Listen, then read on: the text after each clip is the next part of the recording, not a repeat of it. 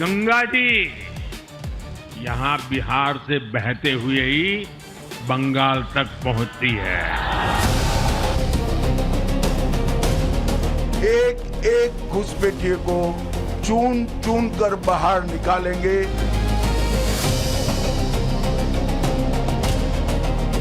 Ghost voter अगर नहीं रहेगा तो टीएमसी भी नहीं रहेगा।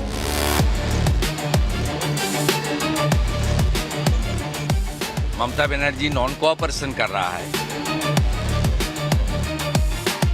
और अब एसआईआर शुरू होने के बाद जो है हर कोई अपना बोरिया बिस्तरा बांधकर बांग्लादेश की ओर वापस जा रहे हैं। वैसे तो बंगाल का चुनाव दूर है, लेकिन राहुल गांधी से लेकर ममता बनर्जी तक के खेमे में अभी से खलबली मची हुई है, क्योंकि बंगाल से वो तस्वीरें आ रही है जिन्होंने विपक्ष के पूरे एजेंडे पर ही एक तरीके से रोड रोलर चला दिया है। बंगाल में जिस तरह से अवैध बांग्लादेशी उल्टे पांव भाग रहे हैं, वो तस्वीरें सबको हैरान कर रही है। जिस एसआईआर को लेकर विपक्ष ने इतना बवाल काटा हुआ है, उस एसआईआर के शुरू होते ही 20-30 साल से भारत में धर्मशाला समझकर रह रहे अवैध बांग्लादेशी उल्टे पांव भाग रहे हैं। और इनकी वापसी से इंडी गठबंधन टेंशन में है, क्योंकि एक तो इंडी गठबंधन ने जो एसआईआर को आधार बनाकर पीएम मोदी के खिलाफ वोट चोरी का वाला नैरेटिव चलाया था, वो बिहार के बाद बंगाल में भी कमजोर पड़ने लगा है। और दूसरा ये कि घुसपैठियों की वापसी पर बीजेपी ने पूरा माहौल बना दिया है कि एसआईआर का विरोध करने के पीछे असली वजह घुसपैठियों को बचाना था। लेकिन पीएम मोदी एक भी घुसपैठिए को देश में रहने नहीं देंगे। पॉलिटिक्स का खेल तो पूरा नैरेटिव पर चलता है, और इस नैरेटिव की लड़ाई में विपक्ष अब पिछड़ रहा है। तो नए नए तरह के अब प्लान बनाए जा रहे हैं। बंगाल को लेकर राहुल गांधी और ममता बनर्जी ने क्या नया प्लान बनाया है? अमित शाह ने विपक्ष को कौन सी नई चेतावनी दे दी है? ममता बनर्जी ने किसे लेटर लिख दिया है? और बंगाल के बॉर्डर से बांग्लादेशियों के भगाने की ग्राउंड रिपोर्ट क्या है? ये सब मैं आपको बताऊंगा, लेकिन पहले इस घुसपैठियों पर जो गदर मचाने वाली सियासत है उसकी एक झलक देखिए।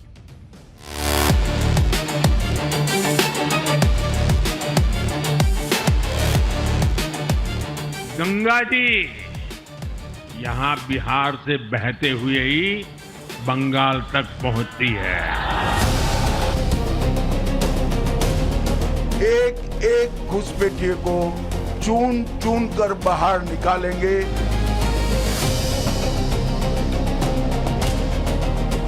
घोस्ट वोटर अगर नहीं रहेगा तो टीएमसी भी नहीं रहेगा।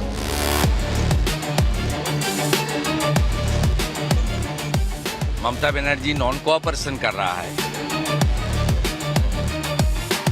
और अब एसआईआर शुरू होने के बाद जो है हर कोई अपना बोरिया बिस्तरा बांधकर बांग्लादेश की ओर वापस जा रहे हैं।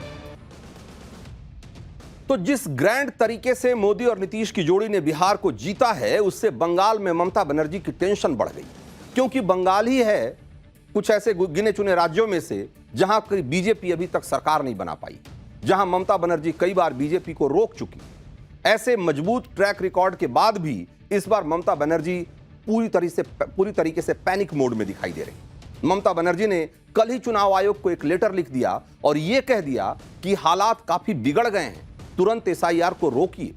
ममता बनर्जी ने एसआईआर को रोकने की क्या दलील दी है और लेटर में क्या क्या लिखा है वो बताऊं, उससे पहले जरा देख लीजिए कि एसआईआर शुरू होने के बाद बंगाल में क्या क्या हो रहा है। तो जो बांग्लादेशी 20-30 साल से बंगाल में अवैध तरीके से रह रहे थे, वो वापस बांग्लादेश भाग रहे हैं।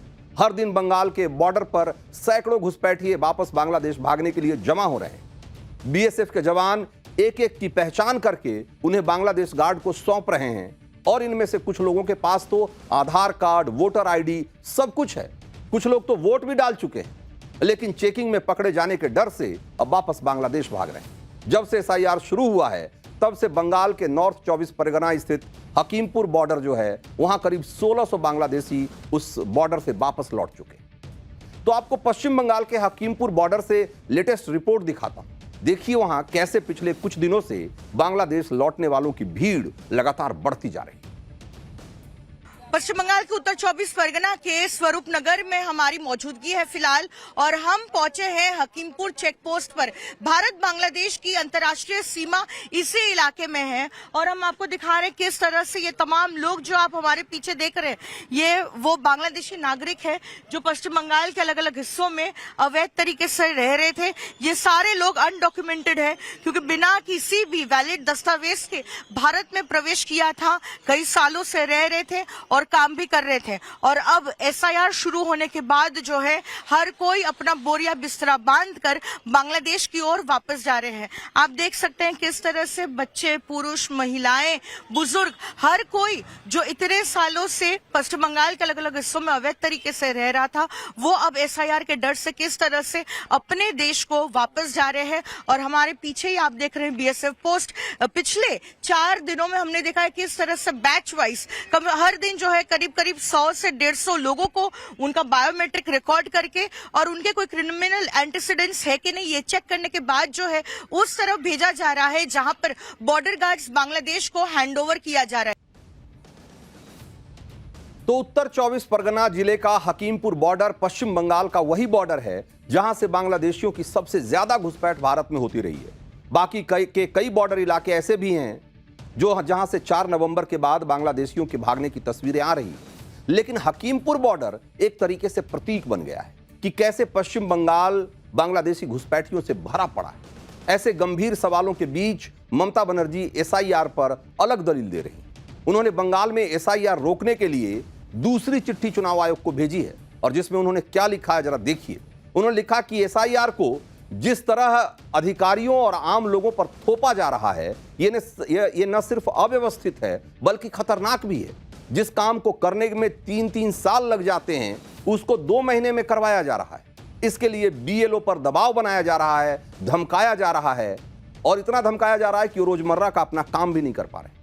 अभी खेती का सीजन होने के कारण किसान मजदूरों के लिए एसआईआर की प्रक्रिया में हिस्सा लेना मुश्किल है और प्रशिक्षण की कमी, सर्वर की गड़बड़ियां और बार बार डेटा मैच नहीं होने से बीएलओ को लगातार दिक्कतें आ रही।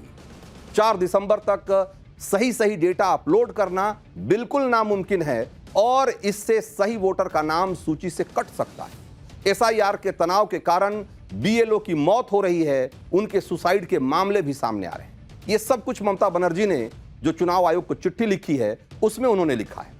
इधर ममता बनर्जी कह रही है कि एसआईआर को तुरंत ब्रेक लगाओ और यह बहुत खतरनाक है, और उधर गृह मंत्री अमित शाह ने पलटवार करते हुए याद दिलाया कि बिहार में भी एसआईआर के खिलाफ विपक्ष ने यही गलती की थी और जनता ने साथ नहीं दिया था।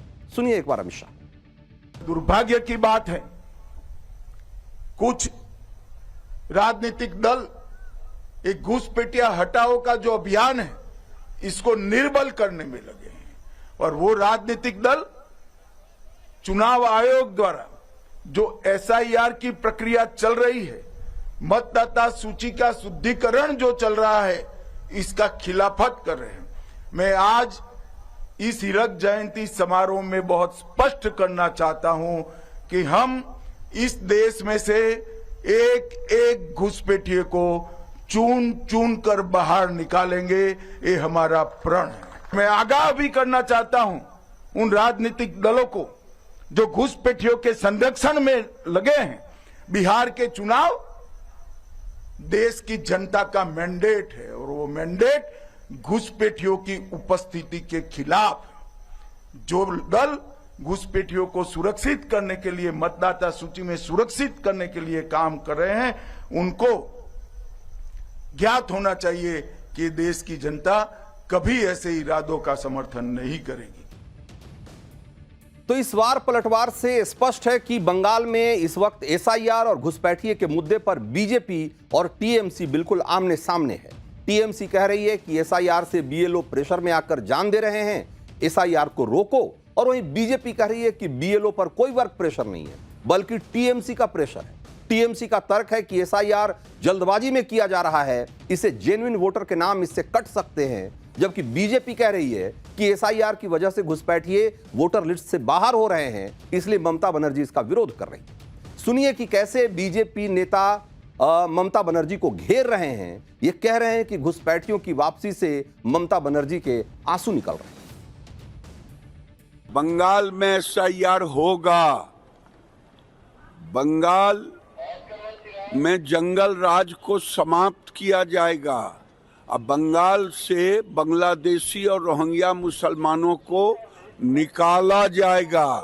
ममता दीदी अब बचा नहीं पाएंगी बंगाल को। बांग्लादेश नहीं हम बनने दे। हर भारतीय को बड़ा गर्व हुआ जब अभी 2 दिन पहले सभी चैनल दिखा रहे थे, हजारों की संख्या में जो घुसपैठिए थे वो वापस अपने देश जा रहे थे, लेकिन एक आंख नम थी, एक आंख ऐसी भी थी जिसमें आंसू थे, एक दिल भर आया भारतीयों के लिए नहीं, घुसपैठियों के लिए।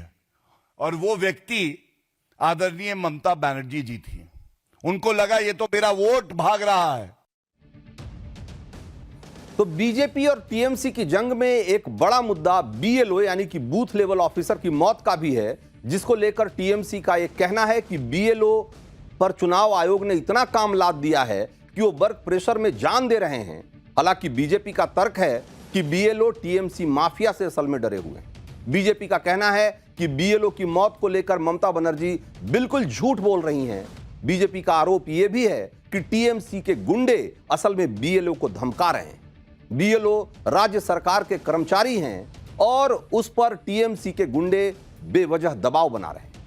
बीएलओ से कहा जा रहा है कि वो चुनाव आयोग के नियमों को न माने। बीजेपी का तर्क है कि बिहार में भी एसआईआर हुआ, वहां तो बीएलओ के साथ ऐसा कुछ भी नहीं हुआ। सुनिए बीजेपी के नेता क्या कह रहे हैं इस पर।